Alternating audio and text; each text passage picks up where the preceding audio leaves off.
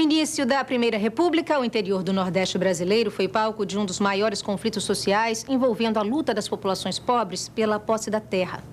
A história de Canudos começa por volta de 1893. No interior da Bahia, o beato Antônio Conselheiro reuniu milhares de seguidores. Ele pregava a salvação das almas e dias melhores. O rápido crescimento da comunidade passou a incomodar os coronéis locais e a Igreja Católica. Os latifundiários perdiam mão de obra, enquanto a igreja ficava sem seus adeptos. Conselheiro passou a ser perseguido como fanático. Em 1897, com o temor de que Canudos se fortalecesse como um foco da monarquia na recém-instaurada República, o governo federal mandou destruir o arraial. É essa história que a gente conta a partir de agora no Sala de Notícias.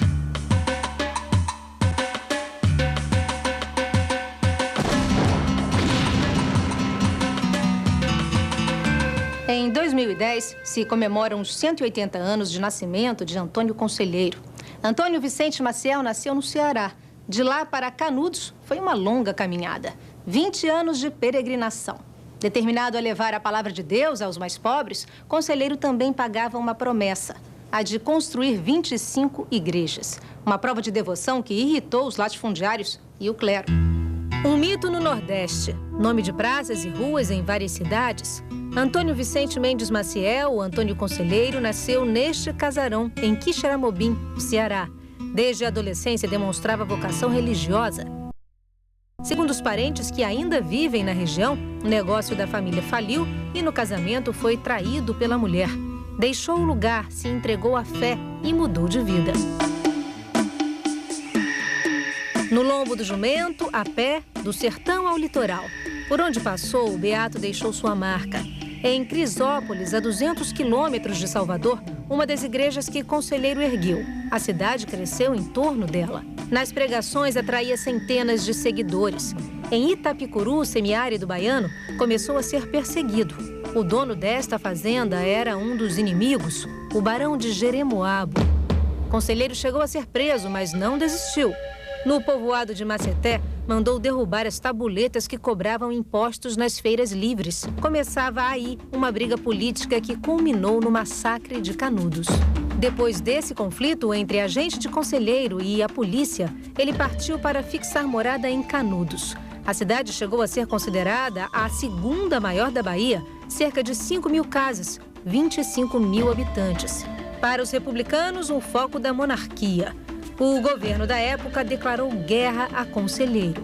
Parte do cenário da Guerra dos Canudos virou um parque histórico.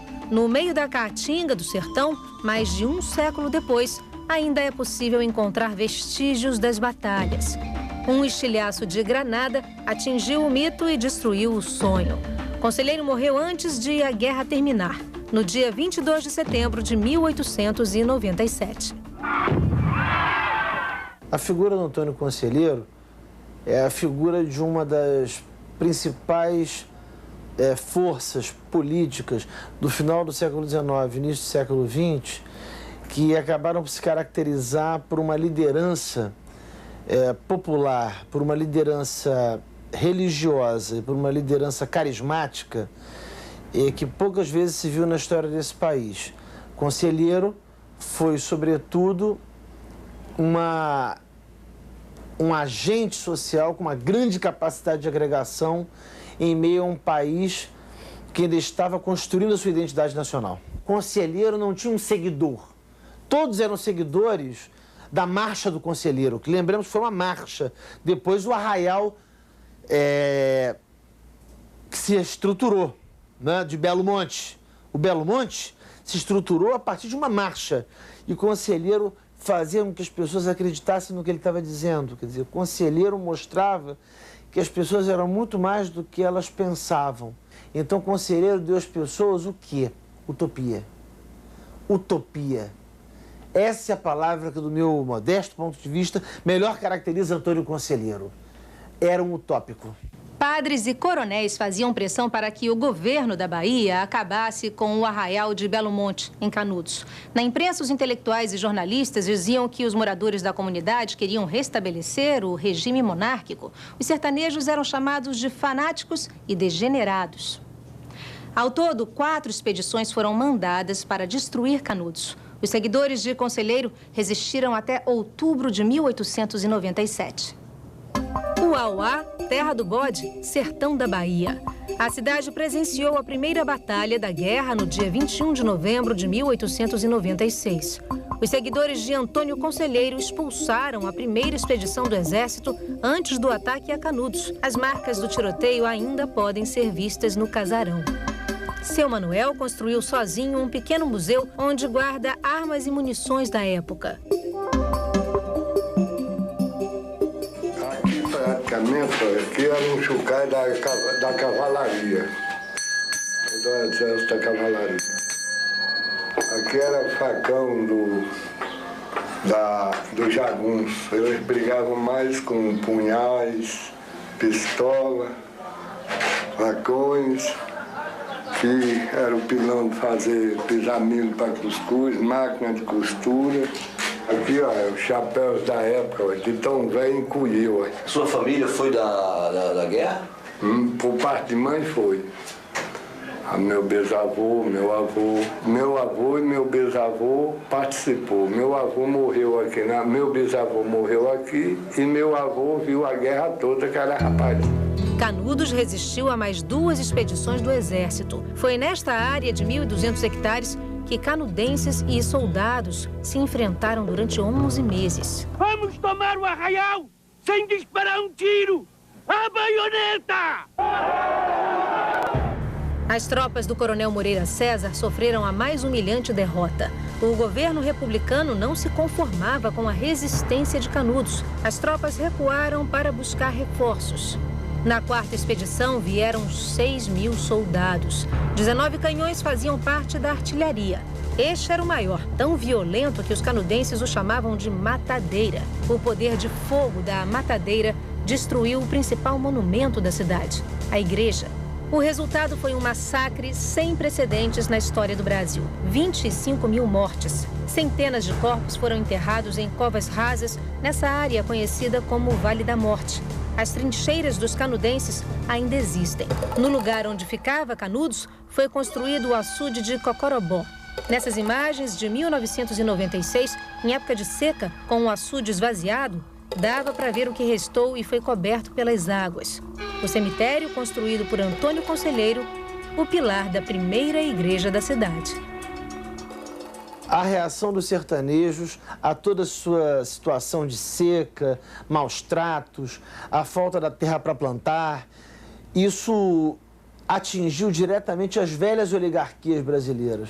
Eu vejo no episódio do Conselheiro muito menos um ataque à sua dimensão religiosa e, de maneira muito mais aguda, um ataque à sua dimensão política e institucional.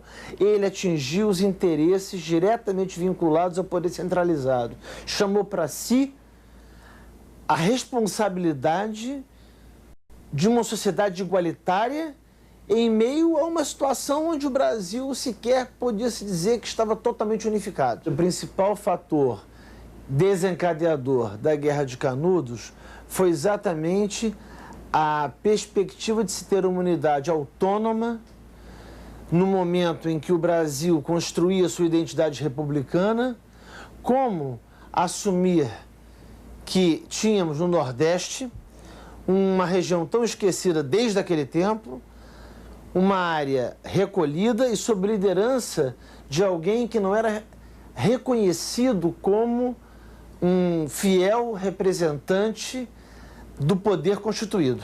A seguir, como está a Canudos de hoje? Desigualdade e pobreza ainda afetam a região. Você está assistindo ao Sala de Notícias. Não saia daí.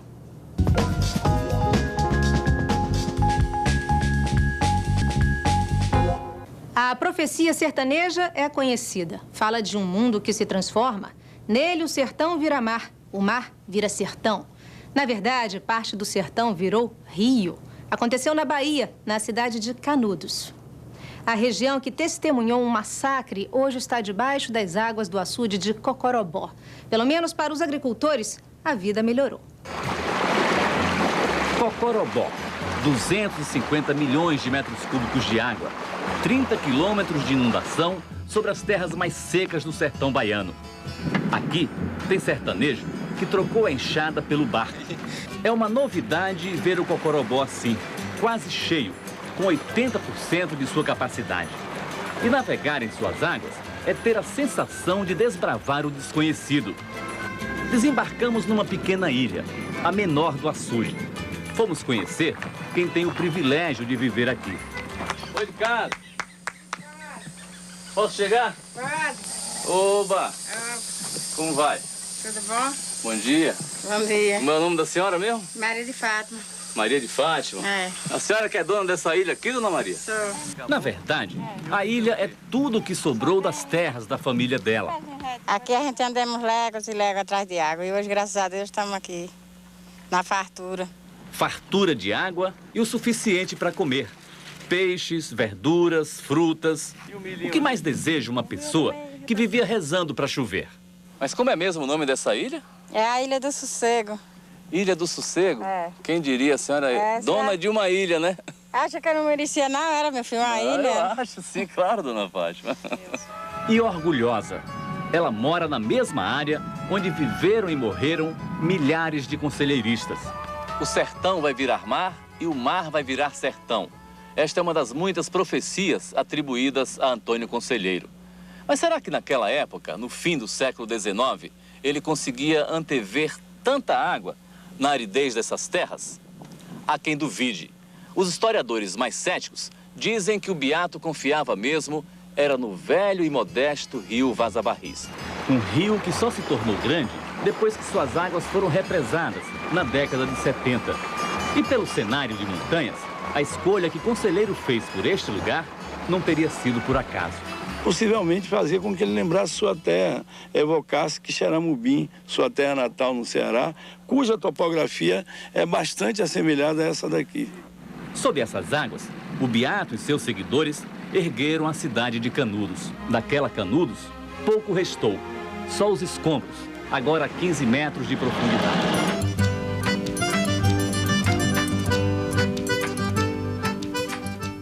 Na agricultura, a situação está melhor, mas as dificuldades do sertanejo continuam. Desemprego e pobreza expulsam os moradores de Canudos hoje. Eles vão para outras regiões do Brasil em busca de oportunidades. Um movimento inverso daquele que, no século XIX, trouxe milhares de pessoas para o arraial erguido por Antônio Conselheiro. O rio represado é o Vaza Barris e o imenso açude tem o nome de onde foi construída a barragem, Cocorobó. O projeto começou a ser idealizado ainda no governo Getúlio Vargas, na década de 1940. Ao longo da construção, sofreu inúmeras interrupções e só foi inaugurado em 1969, durante o regime militar. Ainda hoje, paira a dúvida sobre muita gente. O Cocorobó foi planejado para servir ao desenvolvimento de Canudos ou esconder em seu leito as ruínas de uma guerra estúpida. 245 milhões de metros cúbicos de água, entretanto a água não chega às pessoas. No máximo abastece a cidade, mas a zona rural recebe água através do carro-pipa. Cerca de 22 municípios no entorno de Canudos não tem água. Euclides da Cunha, em Os Sertões, testemunhou o sofrimento dos sertanejos diante de uma seca implacável. Restam-lhe para desalterar e sustentar os filhos os talos tenros, os mangarás das bromélias selvagens. Ilude-os com essas iguarias bárbaras. Hoje a situação no campo, em Canudos, é um pouco melhor, mas as dificuldades continuam. No açude de Cocorobó, o presidente da colônia de pescadores denuncia que a atividade pesqueira está bastante reduzida. A situação hoje é terrível, viu? O pescador passando necessidade, a pesca predatória é uma prática constante, de dia e principalmente à noite, sem que nenhuma providência seja tomada. Na sede do município, o desemprego e a falta de perspectiva para os jovens, principalmente, preocupam. A exemplo de muitos moradores da Canudos de hoje, Carlos Alberto deixou o sertão em busca de melhores oportunidades. Os 4 irmãos dele fizeram o mesmo. Não tem uma escola, não tem um trabalho, então aí a gente migra para São Paulo. Pesquisadores da Universidade da Bahia acreditam que a história da Guerra de Canudos pode ser o ponto de partida para um projeto de desenvolvimento da região. O Memorial Antônio Conselheiro guarda a memória da guerra. A A grande atração do turismo cultural está aqui, no Parque Estadual de Canudos. Com 1.321 hectares, o parque demarca a área onde houve o conflito entre os seguidores de Antônio Conselheiro e as colunas do Exército. Desde 1995, vem sendo investigado pelos arqueólogos da universidade. Nós estamos assumindo essa retomada da pesquisa para fazer um estudo mais amplo, mais longo, mais demorado, para fazer realmente o mapeamento dos sítios arqueológicos, né, que tem louças inglesas, tem faianças, e o material arqueológico é material em pedra, né? A cerâmica é uma cerâmica muito diferenciada da cerâmica colonial. Indiscutivelmente é uma área que pode, vamos dizer, no futuro, após as escavações, se transformar num museu a céu aberto.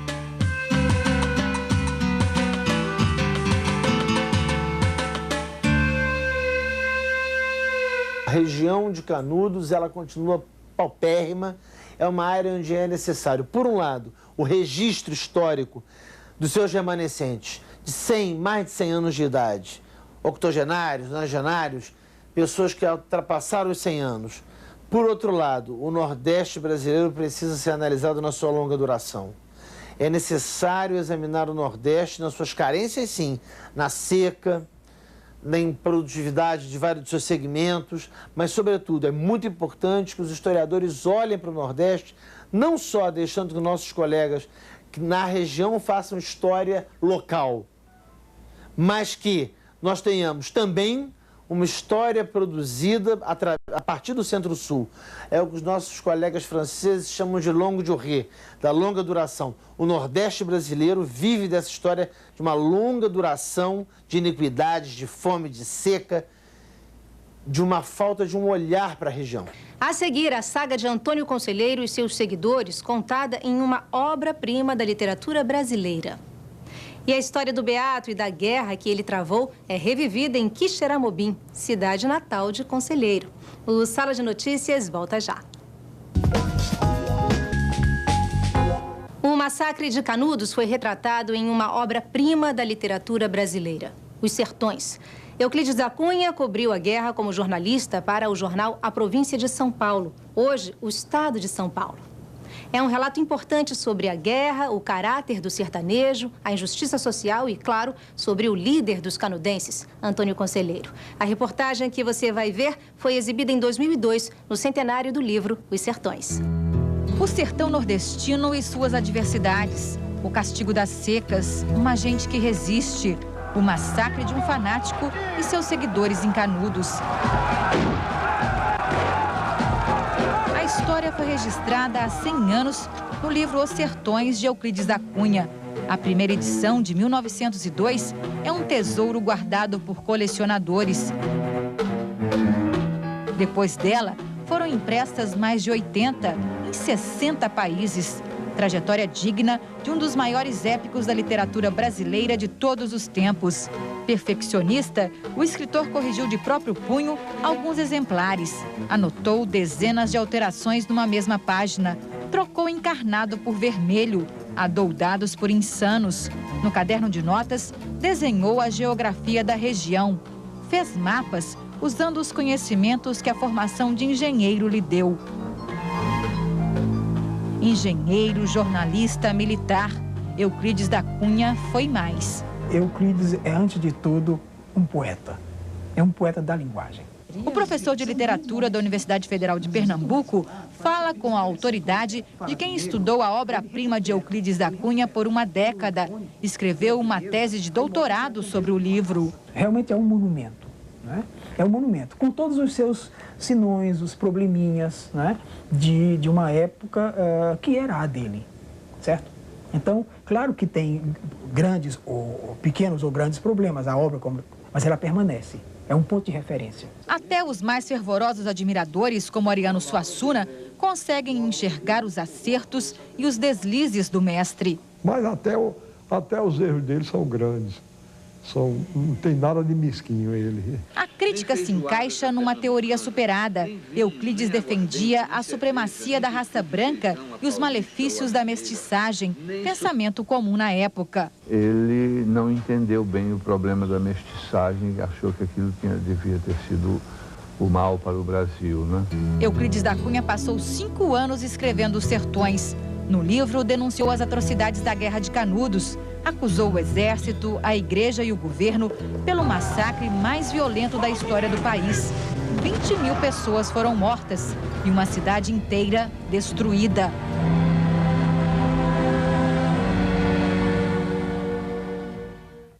Pelo menos 12 jornais e revistas enviaram repórteres e fotógrafos para registrar a destruição de Canudos. Era a primeira cobertura de uma guerra no Brasil com a ajuda do telégrafo. Euclides da Cunha testemunhou 3 semanas de lutas. Não assistiu ao massacre dos prisioneiros. Teve que ir embora doente 2 dias antes do fim da guerra. Mas o que ele deixou escrito foi forte o bastante para não ser esquecido um século depois. Sobre o homem do sertão, Euclides da Cunha escreveu: o sertanejo é, antes de tudo, um forte. E completou: é desgracioso, desengonçado, torto. Hércules Quasímodo reflete no aspecto a fealdade típica dos fracos. O andar sem firmeza, sem aprumo, quase gigante e sinuoso, aparenta a translação de membros desarticulados. O livro tornou conhecida a profecia de Antônio Conselheiro. O líder de Canudos dizia: o sertão vai virar mar e o mar vai virar sertão. O que ninguém poderia imaginar é que o homem infeliz, de destino trágico, foi assassinado pelo amante da mulher, pudesse deixar uma herança tão desconcertante, um retrato do Brasil esquecido. Foi talvez a tentativa mais forte feita até hoje para revelar ao Brasil oficial esse Brasil real que ainda hoje está aí marginalizado do mesmo jeito que o povo do Arraial de Canudos que seguia Antônio Conselheiro.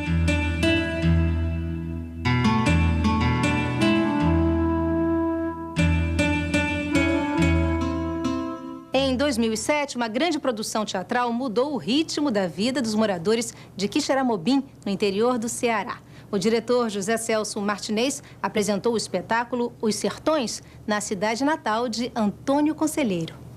Com Antônio Conselheiro, por mais acesa que tivesse a luta, por exemplo, lá em Canudos, a arma dele era um rosário. A história, contada pelos moradores mais velhos e reproduzida nas fotos e publicações que estão na casa onde Antônio Conselheiro morou, foi contada no livro Os Sertões, de Euclides da Cunha. A narrativa inspirou a produção teatral de José Celso Martinez Corrêa, encenada pela primeira vez na terra natal do personagem principal. Ele sofreu uma transformação enorme, o amor que ele tinha só pela brasileira, ele passou a amar tudo. E foi sendo seguido e aquelas pessoas que estavam em volta dele, ele resolveu, vamos fazer alguma coisa, que estamos juntos, nós fez mutirão. Para colocar no palco esta saga brasileira, foram usadas 2.500 peças de figurino, 5 toneladas de material cênico e até um grupo de estudantes da própria cidade que nunca havia pensado em atuar em grandes produções. Estamos contando a história que nossos antepassados se repassaram para nós estamos conseguindo viver hoje assim, ao vivo, como foi a Guerra de Canudos.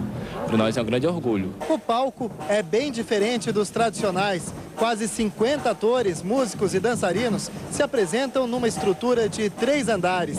E em cada um deles, o público acompanha os personagens bem de perto e faz parte das cenas.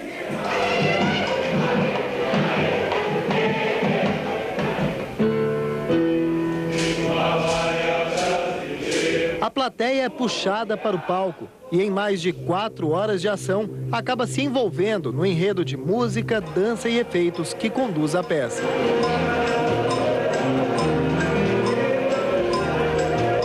Está dizendo com isso, ao meu ver, que o grande personagem dessa saga é o povo brasileiro. É a plateia também, é esse povo que está aqui presente como um todo.